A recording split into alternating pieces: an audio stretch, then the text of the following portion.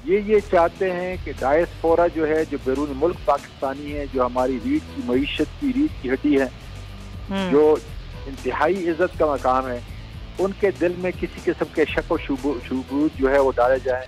लेकिन शक व शुबात से बालातर इमरान खान जो है लोगों के दिलों पे हुकूमत करता है। मैं कहता हूँ इनकी बात को 100% सच मान लेते हैं, इस्टेब्लिशमेंट ने किया, तो आपके लीडर तो खुद इतराफ कर रहे हैं कि उन्होंने तो चीफ इलेक्शन कमिश्नर को न्यूट्रल्स के कहने पे लगाया था। जी, मैं जो बात कह रहा था ना, पांचवा ये है कि आपको ऑयल की जो फैसिलिटीज है वो डबल हो गई है, जो आपको क्रेडिट पे मिलेगा। इसके अलावा जो सबसे अच्छी बात है कि पूरी दुनिया की कोमोडिटीज जितनी भी उठा लो, हार्ड हो या सॉफ्ट हो, वो सबकी प्राइस बहुत बुरी तरह नीचे आई है। सब्सक्राइब करें और बेल दबाएं ताकि कोई खबर रह न जाए।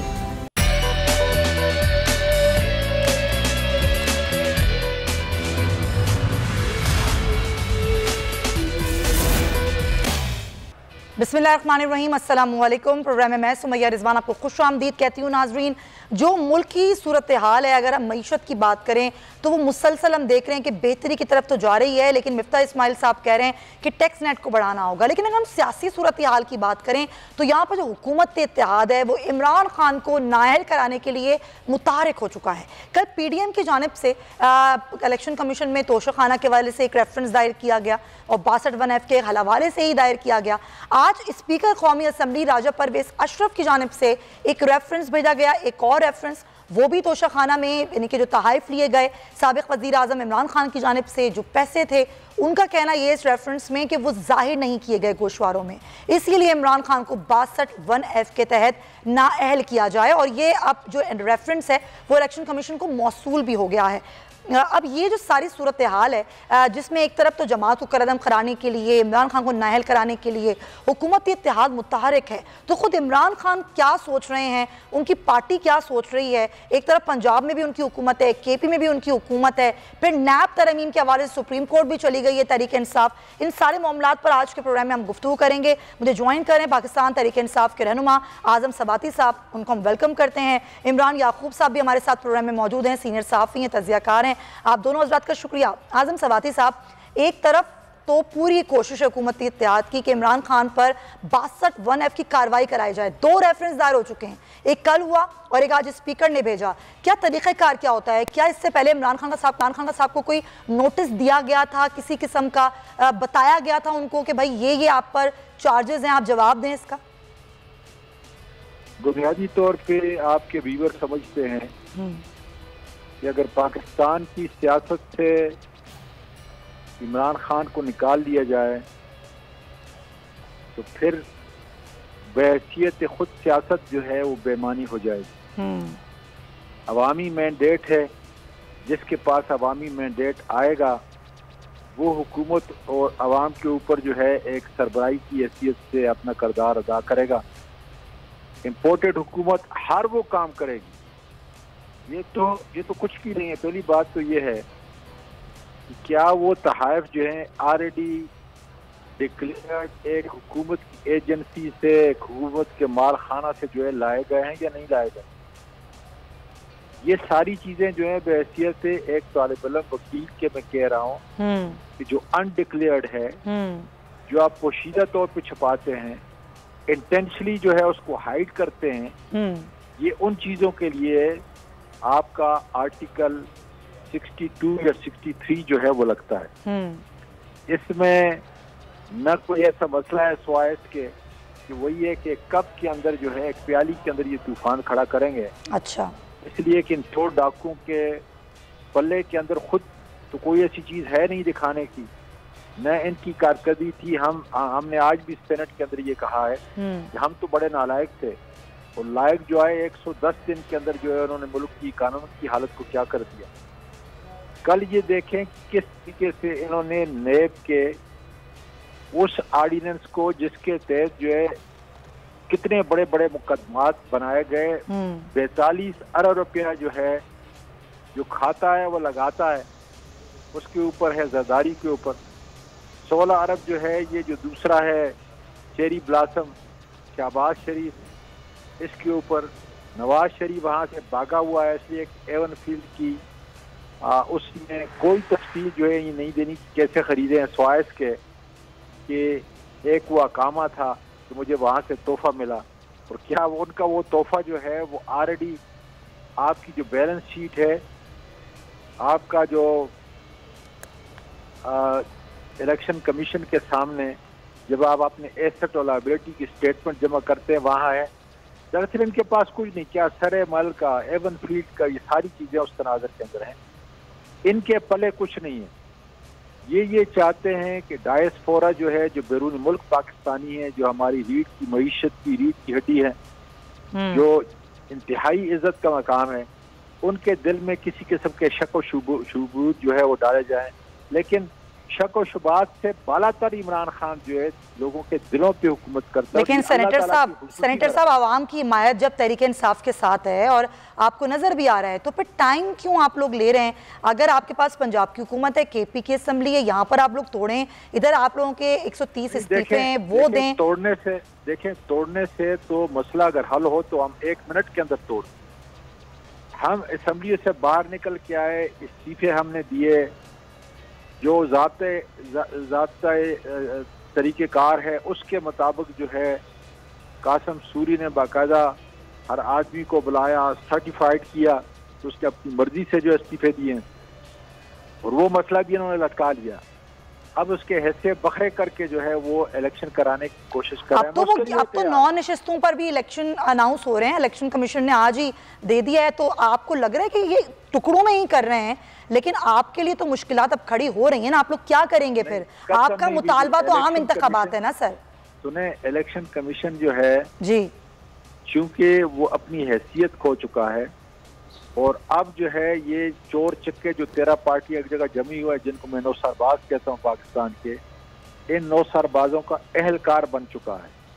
अब उसकी कानूनी, अखलाकी और आईनी वो जो अथॉरिटी थी वो तकरीबन कंप्रोमाइज हो चुकी है। ठीक है, इसलिए किसी बात से भी हम उसके खिलाफ जो है हम हाई कोर्ट में जा रहे हैं। अच्छा, के बजाय इसके कि ये ऐसे बखरे करें, पूरे का पूरा जनरल इलेक्शन करें जनाब। हमें हुकूमत से नहीं, देखें हमारी इस वक्त जो हुकूमत पंजाब में वो गैर कानूनी है।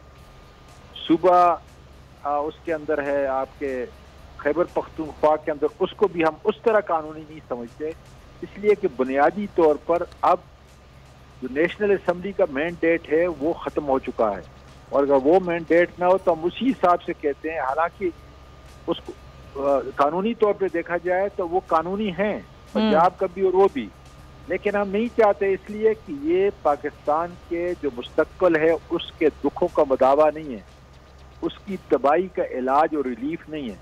उसके लिए आपको नए सिरे से मैंडेट, लेकिन आपको तो सर इलेक्शन कमीशन पूरे उस पर ही आप लोगों को तहफ़्फ़ुज़ात है ना, चीफ इलेक्शन कमिश्नर पर, वो इस्तीफा दें तो ही आप इलेक्शंस को मानेंगे ना, तो वो कैसे होगा? फिक्र न करें, ये इलेक्शन का ऐलान कराएं, इससे हम इस्तीफा ले लेंगे खुदा के फजल। कैसे लेंगे इस्तीफा? कानूनी तौर पे नहीं छोड़ेंगे। अच्छा, इसलिए देखें ना, 2 महीने के अंदर इसने 8 फैसले किए हैं और उनको टर्न डाउन कर दिया हायर कोर्ट में। जितने ये फैसले करेगा उसको टर्न डाउन करते हाई कोर्ट जो है या सुप्रीम कोर्ट। उसकी वजह यह है कि उसकी कानूनी और आईनी हैसियत नहीं है जिस तरीके से ये जा रहे हैं। तो सर सारे मामला फिर तो कोर्ट में ही चले जाएंगे ना, सारे मामला कोर्ट देखेगी। 2 चीजें होती हैं जी, या तो सड़कों पे इनकलाब, और उसके लिए भी हम तैयार हैं। जिस तरीके से आपके वहाँ पे जो है आपके टर्की के अंदर आया, या मुल्क को तबाही के और दहाने पे पहुंचाया, तो फिर श्रीलंका की मिसाल आपके ये अभी 2-3 साल की बात है।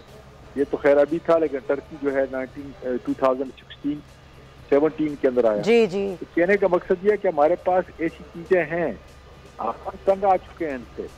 जितने दिन ये यहाँ पे लगाएंगे, ये बराबर जो है नए लोगों को भर्ती कर रहे हैं, करप्शन कर रहे हैं।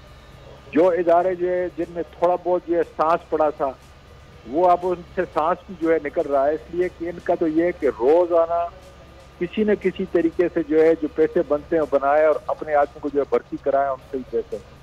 ये ज्यादा देर तक अब मसला चलने का नहीं है। अच्छा, इसलिए चलने का इसलिए भी नहीं कि किलोमीटर के ऊपर जो है अब उसकी हुकूमत है, लेकिन जमीन के ऊपर तो कहीं और उसकी हुकूमत है नहीं। लेकिन सवाती साहब, आप लोगों को समझ तो आ रहे होगा सारा मामला कि मियाँ साहब कहते हैं 17 अगस्त की डेडलाइन देते हैं, वो कहते हैं 17 अगस्त तक सियासी फैसले कर लें, तो 17 अगस्त की ही डेडलाइन क्यों है? ये चीज़ें पीटीआई को तो समझ में आ रही होंगी ना कि मामला हुकूमत आपके लिए कितने मुश्किल बना रही है आगे। हमारे लिए कोई मुश्किल नहीं, हमें दुख हो रहा है, मुल्क का दुख हो रहा है, अवाम का। अच्छा, तो इन और वो अवाम देख रहे हैं, महसूस कर रहे हैं। देखें कल 2 घंटे के ऐलान के ऊपर जो है वहाँ पे ठीक है आपके जगह जगह पे जो है पूरे मुल्क के अंदर किस तरीके से इलेक्शन कमीशन के खिलाफ जो है एहतजाज हुआ। हाँ। यहाँ पे F9 पार्क के अंदर जरा देख लें क्या सूरत हाल। तो ये सारी चीजें उसी तनाज़र के अंदर हैं। अगर हम अपनी सियासत की बात करें तो हमारे लिए तो बेहतर है कि जितने दिन ये वहाँ पे बैठे रहेंगे, तबाही इनका मुकद्दर बन चुकी है, लोग इनसे नफरत करते हैं, जिस जगह जाएंगे वो चोर और डाकू और लोटे कहते हैं। लेकिन मुल्क जो है वो तबाही की तरफ जा रहा है, उसको रिवाइव करना बड़ा मुश्किल हो जाएगा। इसलिए हम कहते हैं, मुख्तदर इदारों से भी कहते हैं, एस्टेब्लिशमेंट से भी कहते हैं, देखें तुमने ये लोग बिठाए हुए हैं तो अब तुम ही ने कोई ऐसा तरीक़ेकार करना है कि मुल्क तो कम अज कम बच जाए। क्योंकि एस्टेब्लिशमेंट या मुख्तदर इदारे जिनको कहते हैं वो भी तो आखिर इस रियासत का हिस्सा है। तो अगर रियासत की वसात को लपेटना है अमेरिका का कहना तो फिर तो अलग बात है। हाँ। लेकिन अगर हमने अपने मुल्क को जो है सही सिमत के ऊपर लेके जाना है तो फिर इन इदारों को भी जो है एहसास होना चाहिए, इन इदारों को भी जो है ख्याल होना चाहिए था कि कब इन 60% जो जमानत पे रिहा है इनसे जान छुड़ाएगी। इसलिए इनसे तो मुल्क चलने का सवाल ही पैदा नहीं। अच्छा, चलें, बहुत शुक्रिया आपका आज़म सवाती साहब, thank you so much for your time. खूब साहब, आप गुफ्तगू सुन रहे थे सवाती साहब की। अब ये जो टेक्निकल ग्राउंड पे कि इमरान खान साहब को अलग किया जाए, ख़ुद वो ये कह रहे हैं कि अब टेक्निकल ग्राउंड्स पे ये हुकूमत चाहती है कि इंतखाबात से मुझे अलग कर दिया जाए। जब उनको ये बात समझ आ रही है तो फिर आपको क्या लगता है कि वो चीज़ों को उस तरीके से हैंडल कर रहे हैं जिस तरीके से उनको करना चाहिए? कि तोशा खाना पे भी रेफरेंस जा रहा है, फिर ये जो फॉरेन फंडिंग केस है उस पर भी सारा मामला हो रहा है, उस पर भी हुकूमत की पूरी कोशिशें हैं कि ना सिर्फ जमात को बैन किया जाए बल्कि इमरान खान को भी नाअहल करवाया जाए। बिस्मिल्लाहिर्रहमानिर्रहीम। सुमैया, गुजारिश ये है कि जो आपने इतनी तवील गुफ्तगू सुनी स्वाति साहब की, माशाल्लाह स्वाति साहब बड़े सीजन पॉलिटिशियन है, पुराने सीनियर सियासतदान है, कानून को भी समझते हैं। लेकिन हमारे यहाँ अलमिया ये है कि हर सियासी जमात में सिर्फ PTI की बात नहीं करता, कोई भी सियासी जमात हो, वो PTI हो, पीपल्स पार्टी हो, मुस्लिम लीग नून हो, जमीयत उलमा इस्लाम हो, MQM हो, आप वो देखें कि वो वतीरा क्या अपनाते हैं। वतीरा अपनाते हैं मैं ना मानूं का। अब आप अगर स्वाति साहब की सारी गुफ्तगू में से नटशल निकालें तो क्या निकलता है? वो कहते हैं जी जो वो करें वो ठीक है, जो वो कहें वो ठीक है, जो इमरान खान के वो ठीक है, बाकी सब गलत है। इदारे भी गलत है, इस्टेब्लिशमेंट भी गलत है, वज़ीर आज़म भी गलत है, सारी सियासी जमातें गलत है। ठीक है तो सिर्फ एक ही ठीक है जिसको हुक्मरान था लाडला कहता है या ये अपनी इनकी जमात है। जब अभी ये फरमा रहे थे कि जी इस्टेब्लिशमेंट और मुख्तदर हल्के जो हैं वो आए, उन्हें चाहिए क्योंकि ये सारा उन्होंने खराबी की है, अब वो ही इसको ठीक करें। मैं कहता हूँ जी इनकी बात को 100% सच मान लेते हैं। इस्टेब्लिशमेंट ने किया तो आपके लीडर तो खुद इतराफ़ कर रहे हैं कि उन्होंने तो चीफ इलेक्शन कमिश्नर को न्यूट्रल्स के कहने पे लगाया था। यानी जब आप मुख्तदर हल्कों की बात माने या मुख्तदर हल्के आप पे हाथ रखें या आपको हुकूमत में बिठाएं और आपसे काम करवाएं तो फिर तो वो बहुत अच्छी है, फिर तो सब कुछ ठीक है। लेकिन अगर वो आपकी कारकर्दगी से मायूस होके, आपकी कारकर्दगी से बिल्कुल मुल्क तबाही की तरफ जाता देख के, आपकी कारकर्दगी से मुल्क की हालत ये देख के कि महंगाई से हर बंदा परेशान हो, ये सोचे कि दूसरे ऑप्शन पे देखें। लेकिन देखें ये वो चीज़ें ना जो आप कह रहे हैं, आवाम के सेंटिमेंट्स तो इमरान खान के साथ हैं। पंजाब के ज़िमनी इलेक्शंस देख लें, वैसे आप रोड्स पे देख लें। सुमैया बड़ी सीधी सी बात है। देखिए बात ये है कि ये हुक्मरान जो आए हैं, हाँ। अगर तो ये मौजूदा हुकूमत अगर फौरी तौर पे महंगाई पे काबू पा लेती, हाँ। तो अवाम के सेंटीमेंट्स जरा थोड़े से डिफरेंट हो। बिल्कुल इनसे हुआ क्या, देखिए ये दावा तो ये करते हैं कि जनाब हम सियासत बचाने नहीं रियासत बचाने आए हैं। वज़ीर आज़म शहबाज शरीफ यही कहते हैं ना कि मैंने तो रियासत बचाने के लिए ये सारा कुछ देख भाल के हुकूमत संभाली, हालांकि मुझे पता था कि मामला बड़े ख़राब है। लेकिन इसलिए हमने ये फैसला किया और उसमें आ गई। मैं कहता हूँ इनके मफरूजे को भी सच मान लें। सही है। थोड़ी देर पहले हमने वो माना था। हाँ। हम इनके मफरूजे को भी सच मान लेते हैं। तो आपने अगर रियासत में जारी की तो आप या तो ऐसा करते, ऐसे इकदाम करते, आप महंगाई से गरीब आदमी, मैं कहता हूँ बिल्कुल, ये तो सोच ही नहीं था ना कोई कि गरीब आदमी जो महंगाई से बेचारा पिस रहा है उसके बारे में कोई नहीं सोचता, सब अपने अपने कामों में लगे हुए हैं। मैं आपकी बात को भी कंटिन्यू करती हूँ, लेकिन शाइख उस्मानी साहब हमारे साथ ऑन कॉल हैं, जैसे रिटायर्ड शाइख उस्मानी साहब माहिर कानून, उनकी कानूनी राय ज़रा मुझे एक दो चीज़ों पर लेनी है। बहुत शुक्रिया आपका शाइख उस्मानी साहब, आपके वक्त का सर बहुत शुक्रिया। दो तीन चीज़ें हैं, एक तो ये तोशा खाना रेफरेंस पर सर दो रेफरेंसेस तैयार हुए और उसमें 62(1)F की कार्रवाई की इस्तदा की जा रही है। सर मुझे बताइएगा कि इलेक्शन कमीशन को क्या इख्तियार है कि वो 62(1)F की कार्रवाई कर सके? इलेक्शन कमीशन के पास यकीनन भेजने की कोशिश तो करेंगे वो, लेकिन मेरे ख्याल में उसमें कोई जान नहीं है जी। क्योंकि तोशा खाने में अगर कोई ऐसे प्रॉब्लम्स हैं जो कि सही तरीके से हैंडल नहीं हुए, तो वो एक किस्म की गलत काम यकीनन है, लेकिन इस नौयत का नहीं है कि उससे उनको हमेशा के लिए रिप्रेजेंटेशन मुल्क की असेंबली में उससे हटा दिया जाए। सर तो ये एक तो ये तोशा खाना वाला मामला कि तोशा खाने से अगर आपने तहाइफ लिए हैं या पैसे हैं और आपने वो असासों में जाहिर नहीं किए तो उस पर 62(1)F कैसे बनता है? दूसरी बात ये कि जो ये ममनुआ फंडिंग वाला केस है उसमें जो सर्टिफिकेट की बात की जा रही है, जो कि फैसले में भी लफ्ज़ इस्तेमाल किया गया है, उस पर 62(1)F की कार्रवाई सर कैसे बनती है? देखिए उस पर बननी तो नहीं चाहिए, लेकिन कहा जा सकता है कि आपने एक गलत बयानी की है। अच्छा। स्टेटमेंट जो दी है, जो स्टेटमेंट दी जाती है ऐसे मौके पर, जी जी। उसकी जो लैंग्वेज ऐसी होती है कि उससे लगता ये है कि जिस आदमी ने साइन किया है वो अपनी जानबूझ करके वो स्टेटमेंट दे रहा है, और वो जानबूझ अगर स्टेटमेंट दे रहा है तो अगर वो गलत साबित होती है, यानी फैक्चुअल गलती होती है उसके अंदर, यानी टेक्निकल नहीं फैक्चुअल गलती होती है, तो उस सूरत में ये कहा जा सकता है कि शायद उन्होंने जानबूझ के ये किया है। अच्छा। अगर दानिस्ता तौर पे किया है तो यकीनन एक केस तो बनाया जा सकता है, लेकिन उसका प्रूव करना जरा मुश्किल होगा, क्योंकि जो 62(1)F जो है वो उस मौके के लिए है जहाँ पे कोई आदमी पर्सनल तौर पर, पर्सनल काम के लिए, पर्सनल चीज। सर ये मैं सॉरी टू कट यू, यही पूछना चाह रही थी कि पार्टी फैसलों पर पर्सनली कैसे 62(1)F लग सकता है? जी यही मैं बता रहा हूँ कि वो 62(1)F तो उसके लिए है, पर्सनल चीज़ों के लिए है, कि अगर आपने कोई डिक्लेरेशन देनी है किसी जगह पर किसी टाइप की और उसमें आप गलत बयानी करते हैं, तो उसमें ये इस तरह होता है कि देखिए एक ऑफेंस होता है पीनल कोड के तहत, पर्जरी, यानी अगर आप कोई चीज़ हल्फिया तौर पे कहते हैं फिर वो उसके खिलाफ पता चलता है कि आपने गलत किया है, तो आपको सजा हो सकती है। तो अगर पर्जरी का एलिमेंट है तो फिर यकीनन हो सकता है, लेकिन इसमें जो आप एक स्टेटमेंट देते हैं ऑफिशियली, उसमें पर्जरी का एलिमेंट तो नहीं आता, गलत बयानी यकीनन नहीं आता तौर पर।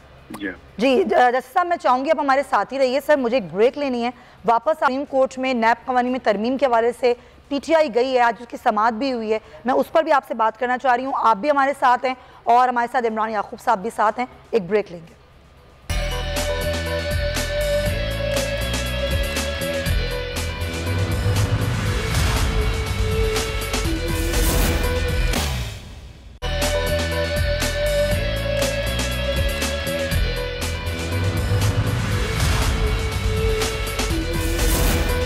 Welcome back to the show. Nazreen Shaikh उस्मानी साहब, अब ज़ाहिर है FIA क्रिमिनल तहकीकात करता है, लेकिन FIA कह रहा है कि इसमें हम क्रिमिनल तहकीकात कैसे करें, ये कैसे साबित करें कि ये फॉरेन फंडिंग है, गलत तरीके से आई, दहशतगर्दी के लिए इस्तेमाल हुई। सर क्या करना क्या चाह रही है कानूनी तौर पर हुकूमत, इस सारे मामले को कैसे लेकर चल सकती है? यहाँ पे मैंने तो कोई जजमेंट में दहशतगर्दी की बात तो देखी नहीं, ये कहाँ से दहशतगर्दी की बात कहाँ से आ गई?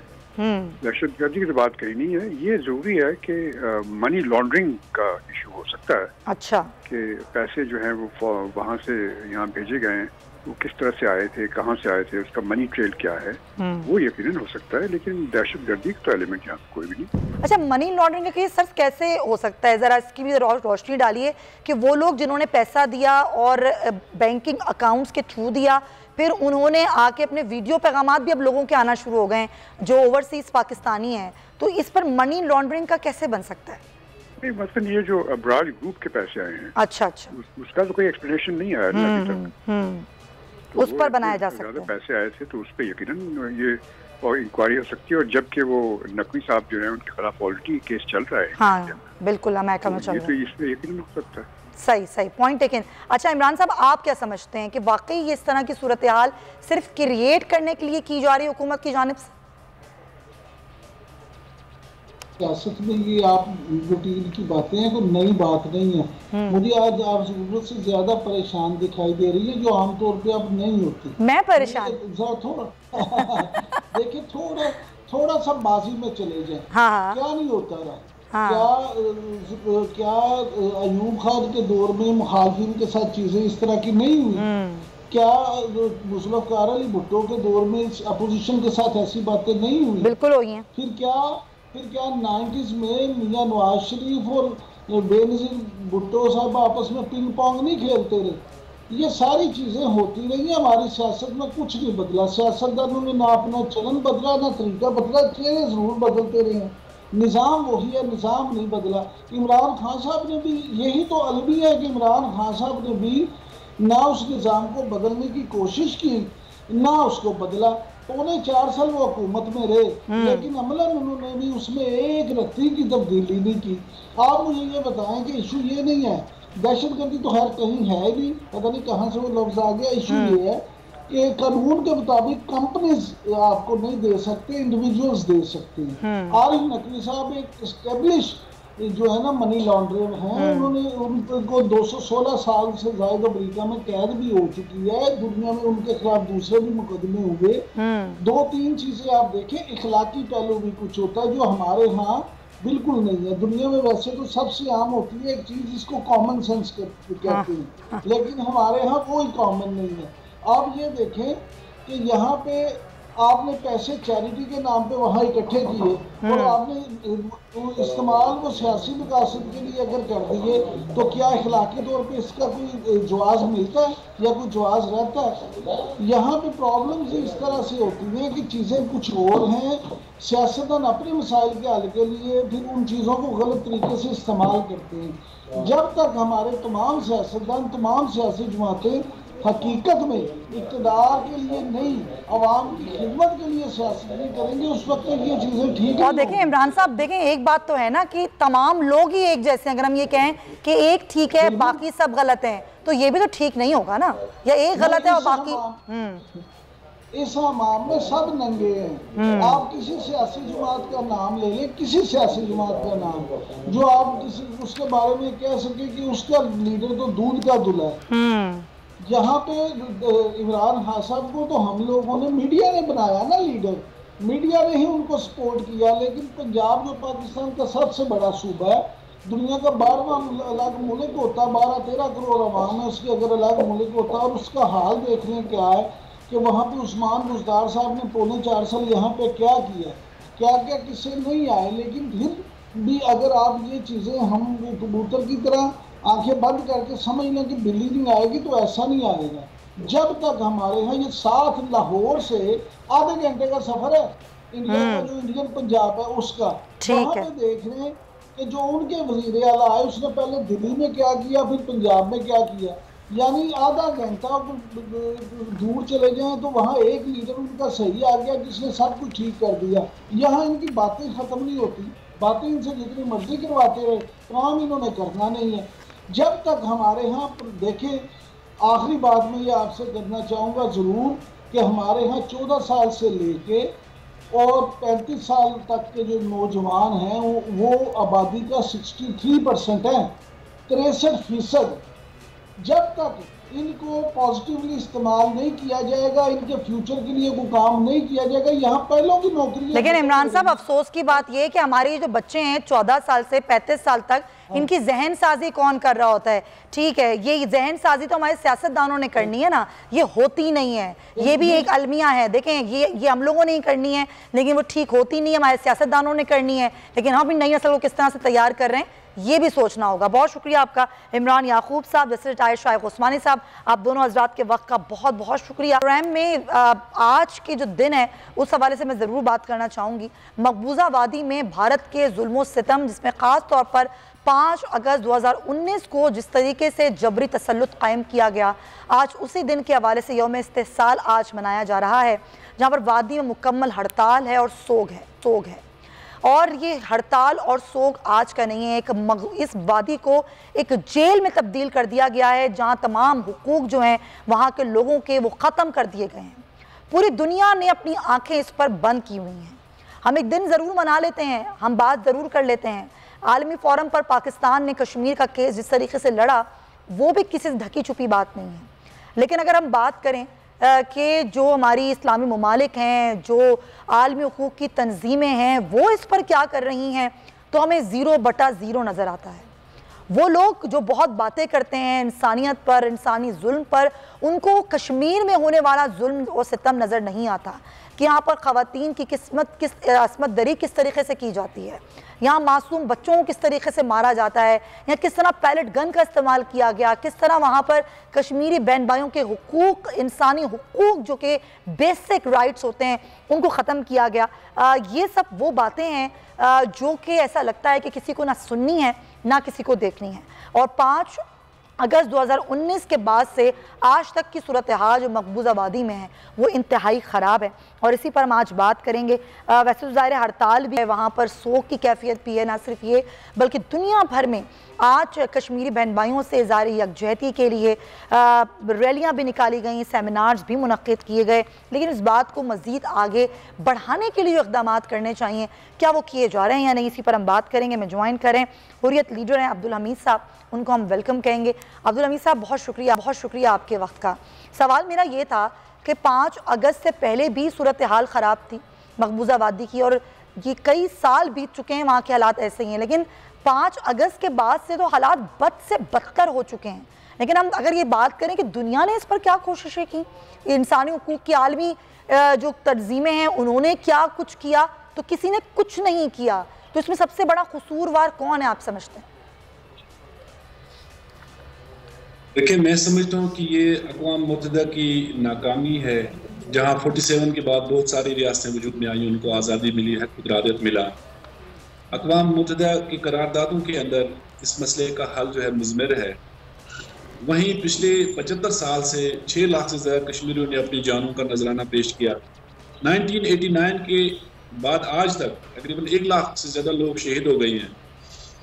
और ये जेनोसाइड, ये तशद्दुद, मारदार, लाकानूनियत, जंगल राज, ये 5 अगस्त 2019 से पहले भी था। बुरहान वानी की शहादत आप देखें, 2008 की अपराइजिंग देखें, बल्कि 1990 की अपराइजिंग आप देखें, फिर 2010 की अपराइजिंग देखें, शेख अब्दुल अजीज भी शहीद हो गए। इसी तरह से फिर 2016 में जो पठान शहीद हो गए हैं। अब जब उन्होंने 5 अगस्त 2019 को हमारी डेमोग्राफी पे हमला किया, उसके बाद एक नई सूरत हाल ने जन्म लिया, जहाँ हमारी बुनियादी हुकूक भी सलब है, जहाँ हमारी इंसानी हुकूक भी सलब है, जहाँ पर रिलीजियस राइट्स भी सलब है, फ्रीडम ऑफ एक्सप्रेशन नहीं है, वहाँ फ्रीडम ऑफ प्रेस नहीं है, वहाँ जो भी बात करता है उसको गिरफ्तार करते हैं, वहाँ कानूनियत है, जंगल राज है, वहाँ रियासती दहशतगर्दी उरूज पे है, मावरा अदालत कत्ल हो रहे हैं, जाली मुकाबलों का सिलसिला जारी है। अभी भी एक और शहरी को शहीद कर दिया। इसी तरह से वहाँ पर खवातीन को सेक्सुअली हरासा किया जाता है। ये सारा जो है ये अक़वाम मुत्तहिदा के सामने है। हम अक़वाम मुत्तहिदा के किरदार से बड़े मायूस हैं हम, और आज तक जो भी ये सिलसिला भारत ने वहाँ रवा रखा है, अक़वाम मुत्तहिदा ने इसको रोकने में कोई अमली किरदार अदा नहीं किया। अगरचे ह्यूमन राइट्स, यूनाइटेड नेशंस के ह्यूमन राइट्स कमीशन की 2 रिपोर्ट्स भी आई हैं, फिर ऑर्डिनल गोट्रेस का पैलेट विक्टिम्स के हवाले से भी एक रिपोर्ट आई है, स्टेटमेंट आया। तब एक अमली कोई इकदाम नहीं हुआ, अमली कोई इकदाम नहीं है। हालांकि अक़वाम मुत्तहिदा की सारी करारदादें मौजूद हैं, उन करारदादों की रोशनी में इस मसले का हल निकाला जाना था। लेकिन हल तो क्या, कोई जुल्म सितम रुकवाने के लिए भी कोई इकदाम नहीं किए गए। आप बिल्कुल ठीक कह रहे हैं अब्दुल हमीद साहब, बहुत शुक्रिया आपका, हुर्रियत रहनुमा हमारे साथ मौजूद थे, के वक्त का, आपकी कीमती वक्त का बहुत शुक्रिया। नाज़रीन, प्रोग्राम के इस आखिरी समय में बात करना चाहूँगी मईशत की सूरत हाल की। मिफ्ता इस्माइल साहब ने अभी कुछ देर पहले जो एक न्यूज़ कॉन्फ्रेंस की, बल्कि खिताब किया तकरीब से, उन्होंने कहा कि मईशत की बेहतरी के लिए हमें जो टैक्स नेट है उसको बढ़ाना होगा। अगर हम बात करें तो डॉलर कम हुआ बतदरीज, कल भी और परसों भी। उन्होंने इससे कहा, इस सूरत हाल में उन्होंने कहा कि हमें दरामदात कम की हैं, इससे जो रुपए पर दबाव था वो भी कम हुआ है, क्योंकि दुनिया हमें पैसे नहीं देती है। तो जो हुकूमत की पॉलिसीज़ हैं वो वाकई कारगर साबित हो रही हैं, और बिजनेसमैन तबका जो है वो इसको कैसे देख रहा है, इस पर मैं बात करूंगी। मैं ज्वाइन करें मारूफ बिजनेस टाइकॉन है करीम डेडी साहब हमारे साथ ऑन कॉल मौजूद हैं। अकील साहब बहुत शुक्रिया आपके वक्त का। सर, हुकूमत की पॉलिसीज़ को आप कैसे देख रहे हैं? अभी डॉलर कम तो हुआ है, क्या आपको लगता है कि मजीद कम होगा और यहाँ टैक्स नेट बढ़ाने की बातें की जा रही हैं? देखिए, इस वक्त जो कंडीशन है वो काफी बेहतर कंडीशन है। उसकी वजूहत सिर्फ एक नहीं है, बहुत सारी है। नंबर 1 कि आपकी हाइडल बिजली अब सिस्टम में आ गई है, तो अब आपको डीजल और फर्नेस ऑयल का इस्तेमाल कम हो गया है। इस वजह से आपका इंपोर्ट का बिल कम हो। जी, अकील साहब हमारे साथ हैं।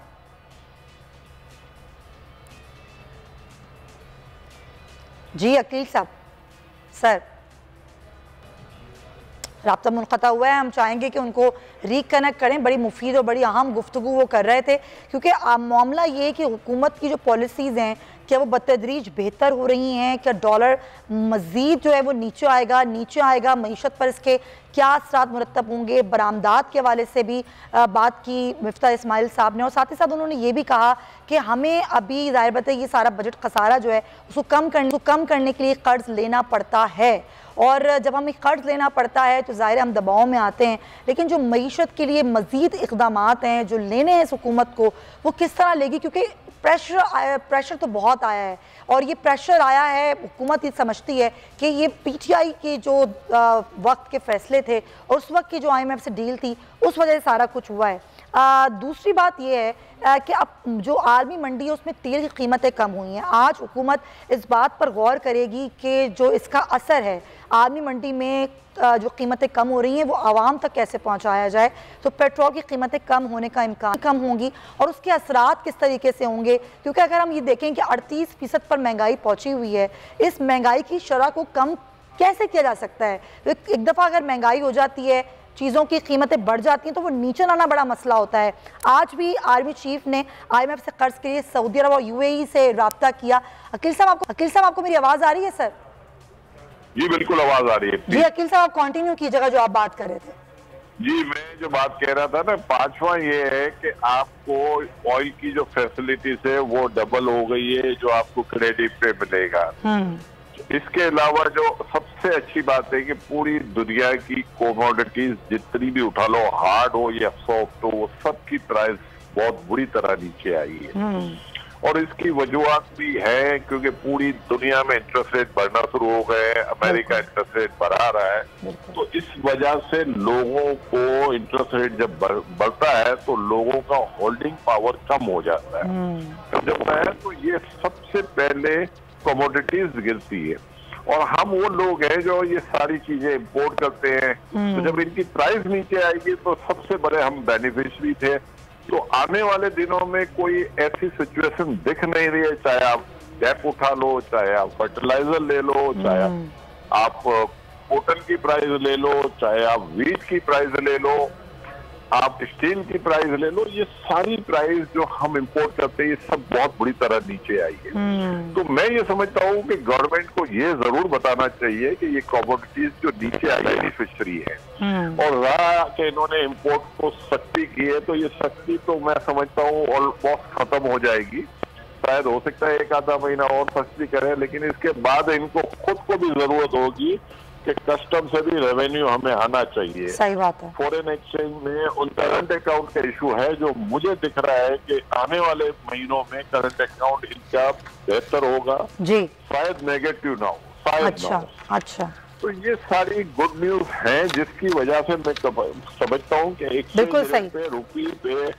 रुपी भी आपका स्ट्रॉन्ग होगा। आप समझते हैं कि बेहतरी की तरफ जा रहे हैं। अकील करीम डेडी साहब आप कह रहे हैं कि मजीद बेहतर होंगे मामलात। बहुत शुक्रिया सर। वक्त प्रोग्राम को क्लोज करना है नाज़रीन, प्रोग्राम का वक्त खत्म होता है। इंशाल्लाह आपसे पीर को मुलाकात होगी। अपना ख्याल रखिएगा। अल्लाह हाफ़िज़।